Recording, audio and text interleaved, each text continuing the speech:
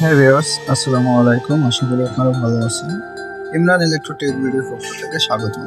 স্ক্রিনে দেখতে পাচ্ছেন একটি এলইডি লাইটের পিকচার। আজকে এলইডি লাইট সম্পর্কে আলোচনা করা হবে। এলইডি লাইটের কোন কম্পোনেন্টের কাজ কি এবং কোন কম্পোনেন্টের নাম কি। আসেন আমরা যাই এলইডি লাইটে।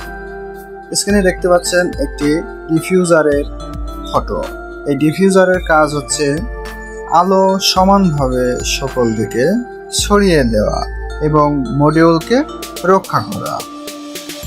তারপরে দেখতে পাচ্ছেন একটি ল্যাম্প হাউজিং, যা সমস্ত বডিকে ধরে রাখে। ল্যাম্প হাউজিংয়ে ডিফিউজারকে ধরে আছে, ল্যাম্প বেজ E27কে ধরে আছে। তারপরে স্ক্রিনে দেখতে পাচ্ছেন E27, এটা ভুলে লিখে ফেলছি, এটা হবে B22।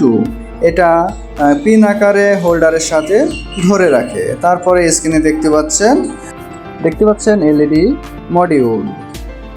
তারপরে দেখছেন এলইডি মডিউল, এটা হচ্ছে সরাসরি এসি বিদ্যুতের সাথে সরবরাহ করা হয়।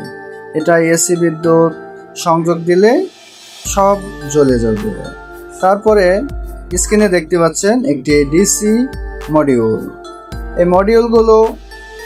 এই মডিউলের সমস্ত এলইডিগুলো সিরিজে থাকে, একটি কেটে গেলে বাকিগুলো অফ হয়ে যায় এবং এই মডিউল ড্রাইভার সার্কিটের মাধ্যমে চালানো হয়। দেখতে পাচ্ছেন পিকচারে যে ড্রাইভার সার্কিট, এই ড্রাইভার সার্কিটের মাধ্যমে মডিউলকে পরিচালনা করা হয়।